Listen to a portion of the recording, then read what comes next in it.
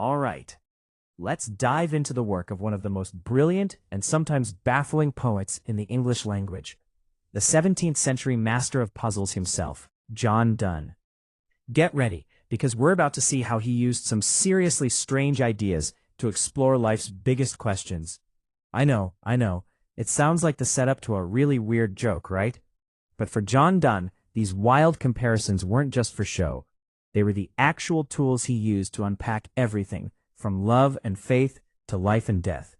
And that's the central puzzle we're going to solve today. So John Donne was a man of huge contradictions. Seriously, in his youth, he was this dashing figure, writing some of the most passionate, clever, and honestly steamy love poems you can imagine. But then later in life, he becomes a famous preacher, the Dean of St. Paul's in London, writing these profound, soul-searching verses about God and mortality. So how on earth did he connect those two worlds, the passionate lover and the pious preacher? Well, the answer lies in one powerful signature move of his. It's the secret key that unlocks pretty much all of his poetry. And this is it, the metaphysical conceit. Now, this isn't just a simple metaphor, like love is a rose. Oh no, a conceit is a complex, elaborate, and often shocking comparison that yokes two wildly different ideas together. It's designed to make you stop and go, wait, what? It forces you to see the world in a completely new way. Okay, to make this really concrete, let's look at one of his most famous examples. Donne compares the souls of two lovers, who are physically apart, to a drafting compass. For drawing circles. He says one soul is the fixed foot in the center, and the other is the one that roams. But no matter how far it goes, they're always connected, leaning toward each other. It's a strange image, but wow, is it a perfect way to describe an unbreakable bond. So let's see how he used this technique back when he was a young poet of love and desire. This is where he really sharpened his wit, creating these startling and, let's be honest, often very persuasive arguments for his romantic pursuits. You've got to love this one. In his poem The Flea, he uses a flea bite as this outrageous argument for physical intimacy. He basically tells his beloved, look at this flea. It bit me, and then it bit you. So our blood is already mingled inside this tiny bug.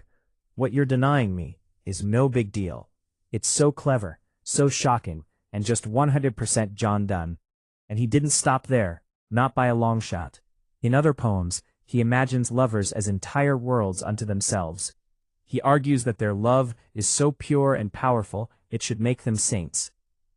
He explores the mysterious connection between the physical body and the spiritual soul in love.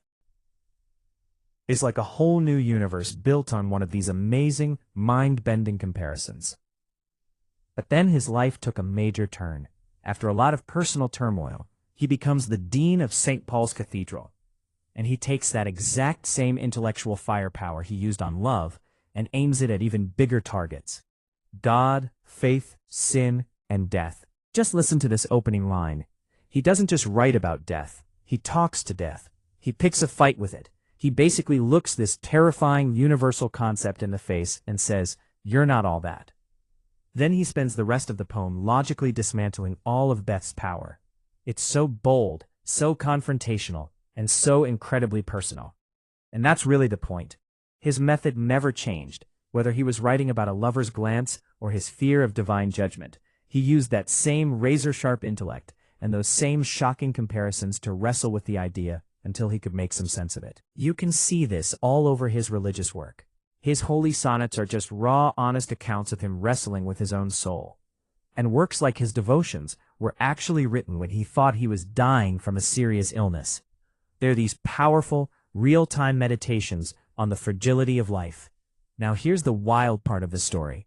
You'd think a poet this brilliant would be celebrated forever, right? Well, not exactly. After he died, Donne's complex puzzle box style of poetry fell completely out of fashion. For centuries, he was mostly forgotten. I mean, look at this. For almost 200 years, he was dismissed as being too weird, too difficult. It wasn't until the early 20th century that a new generation of poets, people like T.S. Eliot, rediscovered his work. They saw his intellectual power and his psychological depth and said, wait a minute, this guy is a genius. and that revival put him right back where he belongs, as one of the all-time greats. So why does a 400-year-old poet still feel so relevant, so modern? I think it's because he looks at life with this incredible, unflinching honesty. He gets that being human means living with tension between our bodies and our souls, between sacred love and earthly desire, between hope and fear. And that really brings us to the final thought.